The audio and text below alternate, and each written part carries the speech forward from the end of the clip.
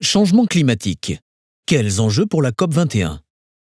Depuis plusieurs décennies, l'homme subit les conséquences de plus en plus fortes des changements climatiques. Élévation du niveau de la mer, augmentation du nombre de catastrophes naturelles, sécheresse ou ouragans par exemple, ou menaces sur la production alimentaire.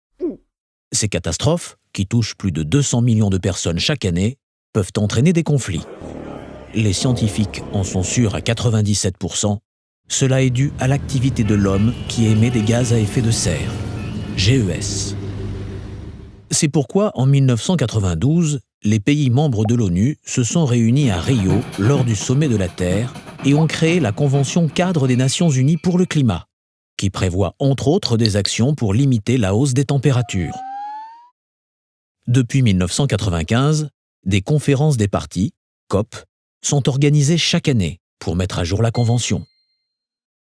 En 1997, suite à la COP de Kyoto, certains pays développés et historiquement responsables des émissions se sont engagés à réduire d'ici 2012 leurs émissions de GES de 5% par rapport à 1990.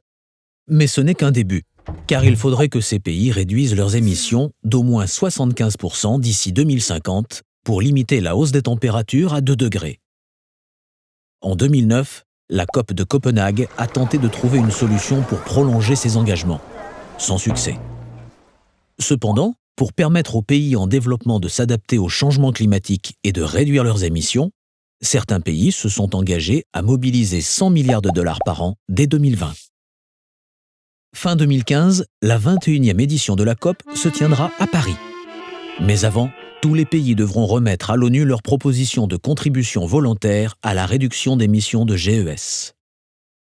La COP de Paris a pour objectif de s'assurer que l'ensemble des contributions des pays suffisent à limiter la hausse des températures à 2 degrés, seuil au-delà duquel les conséquences seront irréversibles, de montrer comment seront mobilisés les 100 milliards de dollars d'ici 2020 afin de ne pas trahir la confiance des pays en développement, de réduire les aides accordées aux énergies fossiles et reporter les coûts liés aux conséquences du réchauffement climatique sur les responsables des émissions de GES. Voici l'enjeu de la COP de Paris. Agir avant qu'il ne soit trop tard.